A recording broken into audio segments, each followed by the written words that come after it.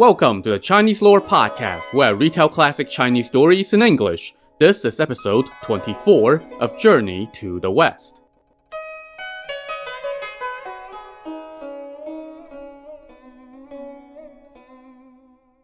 Last time, Sanzang and company spent the night at a widow's manor in the mountains.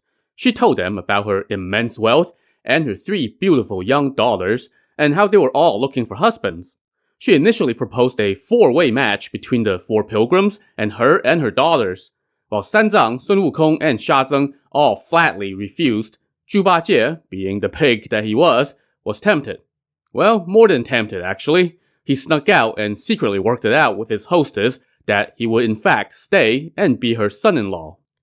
As we rejoin the story, while the other 3 pilgrims, now soon-to-be nominal relatives of the family, had dinner and prepared for bed, their hostess led her newfound son-in-law into the private quarters of the manor. They passed through seemingly countless rooms, and Zhu Bajie tripped over every doorstep. "Mom, slow down," he said. "I don't know how to get around the house yet. Show me the way." "These are the granary, the storehouse, and the mill room," she told him. "We haven't even made it to the kitchen yet." "Wow, what a big house," Bajie marveled. After stumbling around for a while longer, he finally made it into the private quarters. "My son, your eldest Buddhist brother said that today is an auspicious date, so I have gone ahead and taken you into my house," the woman told him. "But it's been such a rush that we haven't held the proper ceremony yet. Tomorrow morning, you can offer the proper bows." "Mom, you're right," Bajie said. "Well, why don't you just sit down right here, and I'll bow to you a few times, and that can suffice as the ceremony. Won't that be more efficient?" The woman chuckled. "All right, you really are an efficient son-in-law. I'll sit, and you can bow." So in this brightly lit room, Bajie bowed to his mother-in-law, and then he asked her, "Mom, which daughter are you giving me?" "Well, that's the tricky part. If I marry my eldest daughter to you, then my second daughter might hold a grudge. If I marry the second one to you, then my third daughter might complain. And if I marry the third one to you, my eldest one might take issue. So I haven't been able to make up my mind yet." "Well, Mom, let's avoid a fight. Just give all 3 of them to me. Otherwise, all this bickering would throw the home into chaos." "What? You want all 3 of my daughters for yourself?" his mother-in-law exclaimed. "Mom, listen to you. Everybody has 3 or 4 wives these days. Even if you had a few more daughters, I would gladly accept them. When I was younger, I learned the secret to endurance. I'll make sure that every one of them is satisfied." Well, his mother-in-law was not too fond of that idea, so she suggested a different course instead. "I have a scarf here. Put it on your head to cover up your face, and we'll let fate make the match. I'll tell my daughters to walk in front of you. Whichever one you can reach out and grab, she will be your wife." Bajie agreed, so he took her scarf and covered his head, and then he said, "Mom, please ask the ladies to come out." His mother-in-law now called out her daughters' panda-esque names. "Zhen Zhen, Ai Ai, Lian Lian, come on out. We're going to let fate make the match." With the sound of jade girdles and the fragrance of orchids, the girls came out like fairies. As they walked past him, Zhu Bajie reached out clumsily and tried to grab them. And yet, no matter how hard he tried, no one fell into his grasp. It sounded like he was surrounded by women, and yet, whenever he reached out, the only things he could grab hold of were the columns and the walls. Soon, he was getting dizzy and couldn't stand straight. Stumbling around, he crashed face first into a wall, leaving him bruised, on his butt, and huffing and puffing. "Mom, your daughters are too nimble and slippery," he fretted. "I couldn't catch any of them. What should I do?" His mother-in-law took the scarf off his head and said, "My son, it's not that my daughters are slippery. They were all yielding to one another, each refusing to take you for herself." "Mom, if they refuse to marry me, then why don't you just marry me?" "What? What kind of son-in-law are you? Know your place. How dare you chase after your own mother-in-law?" the woman exclaimed. And then, after thinking for a moment, she said, "My daughters are very adept at handicrafts. They have each woven a silk undershirt studded with pearls. How about whichever one's shirt fits you, then that's the one you will marry." "Great, great! Quick, bring all 3 shirts out and let me try them all on. If I can wear all three, then I'll just marry all three of them. The woman went into the back and returned with one of the shirts. Bajie removed his blue robe and put on the shirt. But before he even had a chance to fasten the straps, he suddenly collapsed to the floor. Instead of a shirt, he found himself bound by several ropes, which were so tight that they bit painfully into his skin. As he groaned in pain, he looked around and saw that his mother-in-law and future wives had all vanished.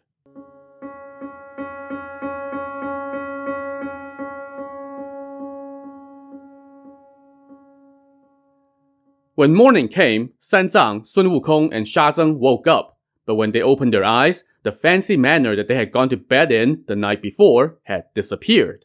Instead, they found themselves sleeping in a forest of pine and cypress trees. Sanzang called out to his disciples in alarm, while Sha Zeng said to Wukong, "Brother, we must have encountered ghosts." Sun Wukong, however, knew what was going on, thanks to having spotted some telltale signs the day before. He smiled and asked, "What do you mean?"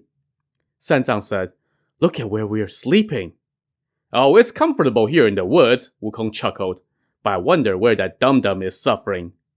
"What do you mean?" Wukong laughed and explained, "That family of women must have been some bodhisattvas waiting here to teach us a lesson. They must have taken off in the middle of the night, but not before they put Zhu Bajie through some sort of ordeal." Hearing this, Sanzang pressed his palms together and bowed to heaven to pay his respects to the bodhisattvas. Then, they noticed a piece of paper attached to an old cypress tree.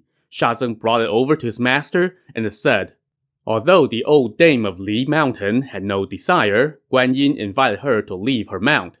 Pu Xian and Wen Shu, too, were guests. In the woods, they turned into maidens fair. The holy monk proved virtuous and truly chaste. But Bajie was profane and loved things mundane. Henceforth, he must repent with quiet heart, for if he is slothful, the way will be hard." So just as Wukong suspected, this was a test put on by Guan Yin and some of her friends.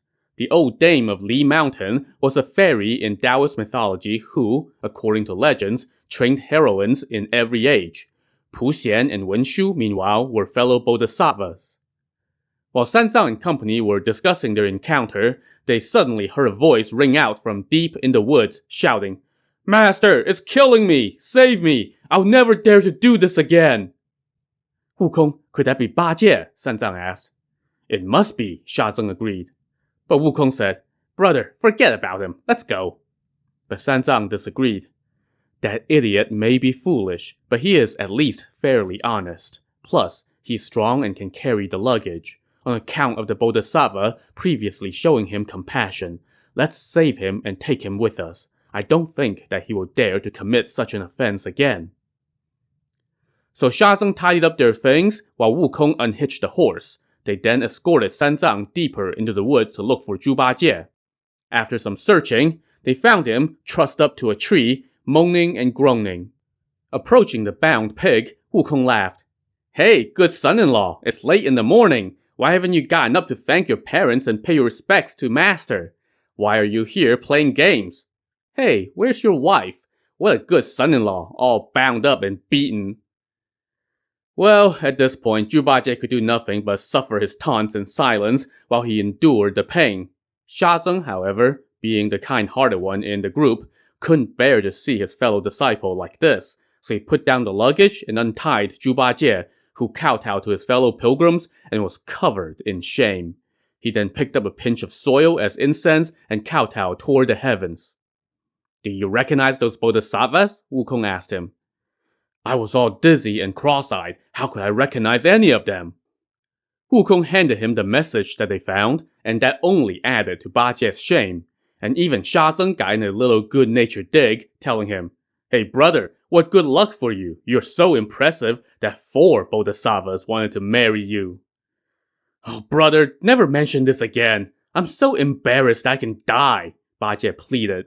"From now on, I will not dare to act up again. Even if I break my bones, I will carry the load and follow master to the west." "Now that is the right thing to say," Sanzang told him. The group now resumed their journey west along the main road. After traveling for some days, they saw another mountain blocking the road ahead. Sanzang reined in his horse and said, "My pupils, there's a mountain up ahead. We must be careful. There might be demons who will try to harm us." "As long as you have the three of us, there's no need to fear any demons," Wukong reassured him. And so Sanzang continued forward. When they got closer to the mountain, they saw that instead of a treacherous place like they were expecting, it was a beautiful, divine setting. Cranes, monkeys, and other friendly creatures frolicked. Exotic trees and plants thrived. This was the kind of place that an immortal might call home. As they feasted their eyes on the view, Sanzang said happily, "Ever since I started west, I have crossed many mountains and rivers, and they were all treacherous terrains. But this mountain is beautiful. Could we be nearing the Thunderclap Temple? We should tidy up to prepare to meet the Buddha." Wukong laughed and replied, "Oh no, we're nowhere near." "How far are we from the Thunderclap Temple?" Shazeng asked. "It's 108,000 miles away. We haven't even covered 1/10 of that journey yet." "Brother, how many years would it take to get there?" Bajie griped. "Well, for the two of you, it would take about 10 days or so. For me, I can make that trip 50 times in a single day before it gets dark. But for our master, let's not even think about it." But Sanzang pressed him, and Wukong said, "If you travel from your youth until you grow old, and then from your old age back to your youth again, and then repeat it 1,000 times, you'll still find it difficult to reach the place you want to go to. But when you perceive, by the resoluteness of your will, the Buddha nature of all things, and when every one of your thoughts goes back to its very source in your memory, then that will be the time you arrive at the Spirit Mountain." So if this journey is more of a metaphorical spiritual quest than an actual trip to the geographical west, then why the hell are we all walking ourselves ragged? Anyway, Shazeng said to Wukong, "Brother, even though this is not the Thunderclap Temple, judging from the view, there must be a sage living here." "Oh, of course," Wukong replied. "There must be a sage monk or an immortal here. Let's take our time and enjoy the view." Well, as it turns out, they were right about this being the abode of somebody special. This was called Longevity Mountain. On this mountain, there's a Taoist sanctuary called the Five Villages Abbey. In that abbey resided an immortal called Master Zhen Yuan, with the moniker Lord Equal to Earth. Now, he was a pretty high-level immortal. He's regarded as the patriarch of all of the Earth's immortals in the Taoist pantheon.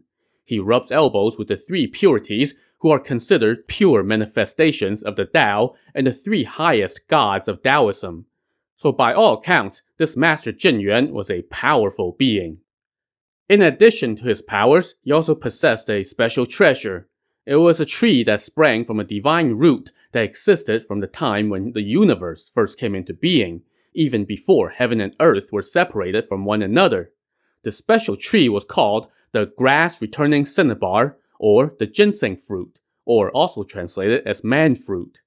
This tree bloomed once every 3,000 years, then took another 3,000 years to bear fruit, and the fruits took another 3,000 years to ripen. So eating the fruits was a once in 10,000 years kind of thing. And each time, this tree only bore 30 fruits in all. What's more, these fruits resembled 3-day-old infants, complete with limbs, eyes, ears, nose, and mouth.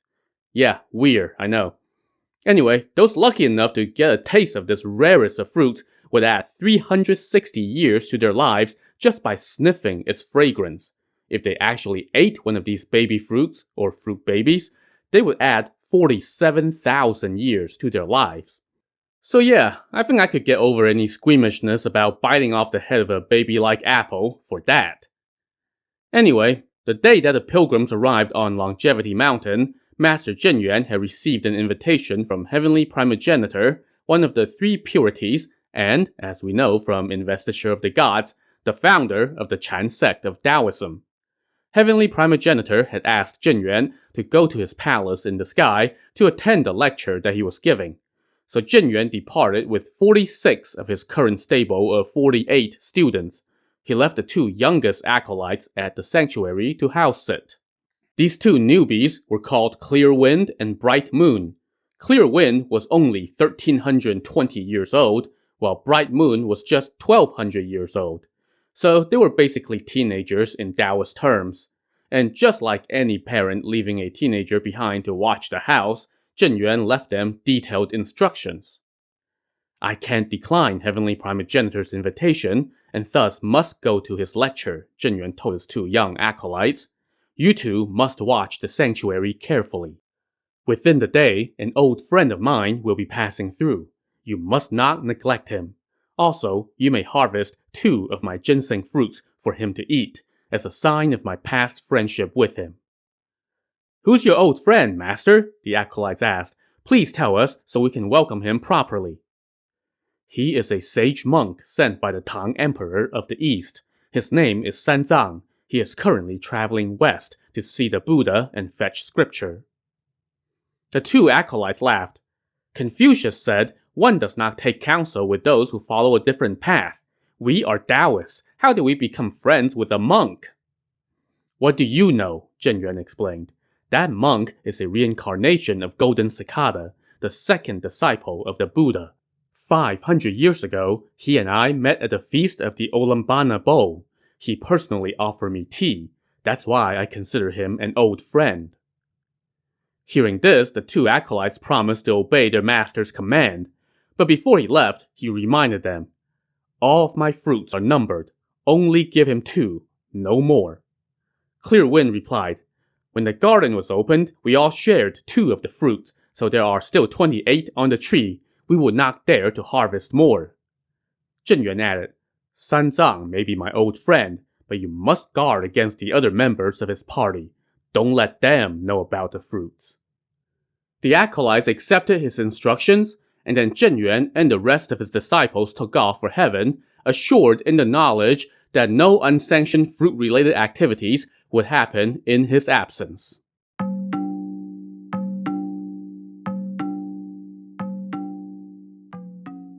Later that day, our pilgrims were taking in the view while they traveled through the mountain when they spotted a grove of bamboo and pine, surrounding a number of towers and pavilions.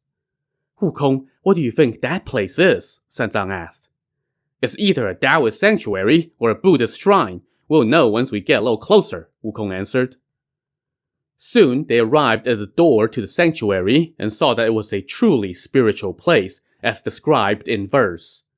The pine-covered slopes are serene and cool. The bamboo-lined paths are quiet and pure. White cranes come and go, carrying drifting clouds. Monkeys climb and leap, at times offering fruit. Before the gate, a wide pond reflects the long shadows of trees. Cracked stones sprout moss and scatter wildflowers. Palaces stand in solemn ranks, rising to the purple heights. Towers loom ethereal, shrouded in falling rosy clouds. Truly, this is a blessed and sacred land, a cloud-hidden grotto like Penglai. With few worldly affairs, the heart of the Tao awakens in stillness. Azure birds often deliver messages from the Queen Mother of the West. Purple phoenixes frequently bring scriptures from the Lord Lao. Endless is the lofty aura of moral virtue. Indeed, a tranquil abode of immortals beyond the mortal realm. Sanzang dismounted and noticed a sign to the left of the main door, which said, The Blessed Grounds of Longevity Mountain, the celestial realm of 5 villages abbey. It really is a Taoist sanctuary, he said to his disciples. Sha Zeng piped up, Master, judging by the scenery, there must be somebody special inside. Let's go in and have a look. When we have finished our mission and are heading back east, this would be a worthwhile place to stop in. So they all went in and saw a couplet on the doors, which said, An immortal's abode of everlasting life, a Taoist's home whose longevity matches the heavens.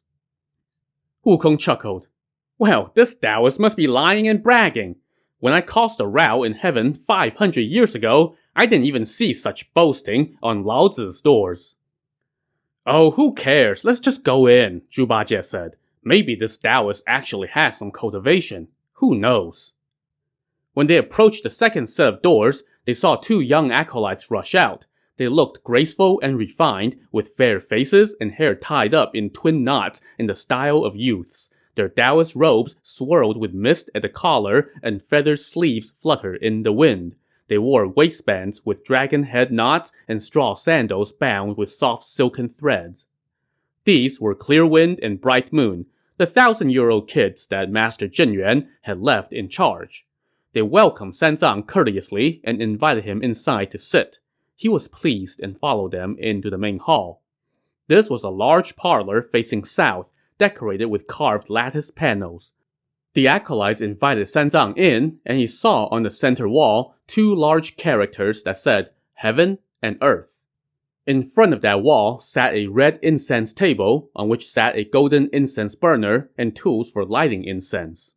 Sanzang approached the table, lit some incense, put it into the burner, and bowed 3 times.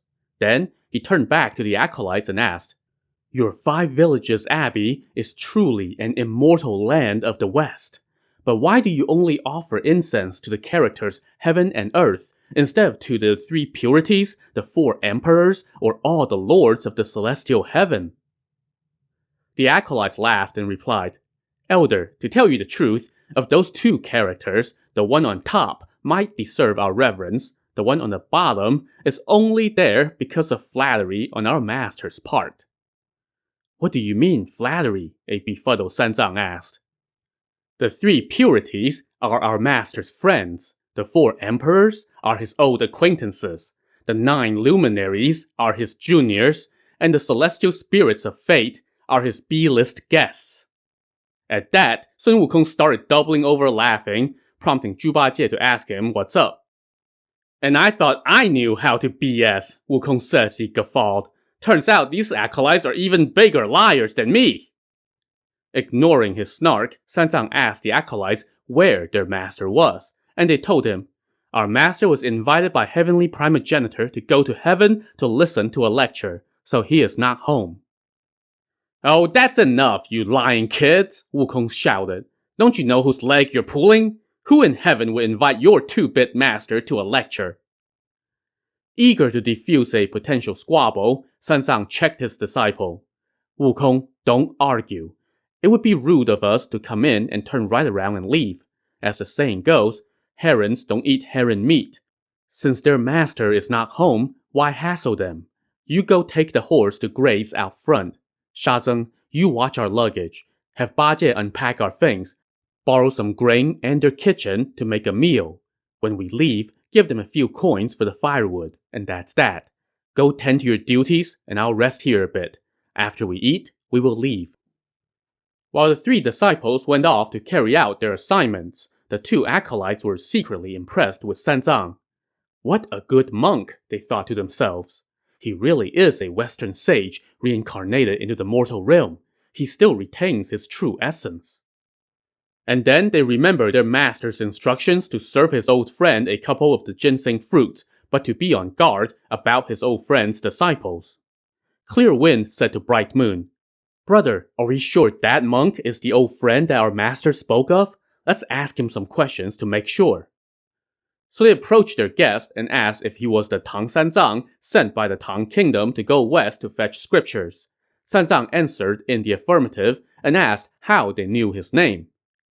Before he left, our master instructed us to welcome you, they told him. But we were slow in coming to greet you. Please pardon us. Have a seat and we'll serve you tea. Bright Moon now brought out a cup of fragrant tea for Sanzang. The 2 acolytes then took their leave and returned to their room. There, one of them fetched a golden striker, while the other grabbed a cinnabar tray, on which he laid a silk cloth. The 2 now went to the ginseng garden. Clear Wind climbed up the ginseng fruit tree and used the golden striker to knock down 2 ginseng fruits. Bright Moon waited under the tree and caught them with the tray. They now went back to the parlor and said to Sanzang, Elder, our abbey is in a remote place and we have nothing to offer except these 2 local fruits. Please use them to quench your thirst. But when they presented the tray, Sanzang was aghast and he said while trembling, Oh, mercy, mercy. The harvest was good this year. What reason could you possibly have to eat people? These are newborn infants. How can you offer them to me to quench my thirst? Clear Wind thought to himself, This monk is spewing nonsense. His mortal eyes don't recognize our exotic treasure.